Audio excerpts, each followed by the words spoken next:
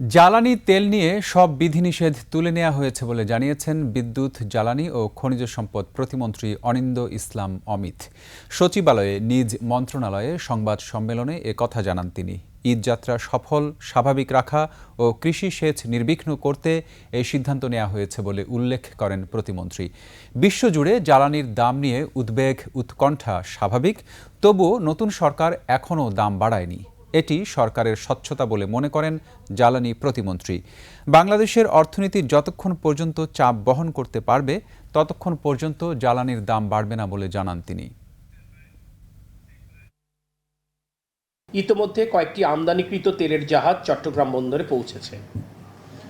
জনগণের ঈদযাত্রা নির্বিঘ্নে পালন এবং বড় মৌসুমে কৃষকদের প্রয়োজনীয়তা বিবেচনায় জ্বালানি তেল বিতরণে রেশনিং সহ সব ধরনের বিধিনিষেধ তুলে নেওয়ার সিদ্ধান্ত গ্রহণ করা হয়েছে।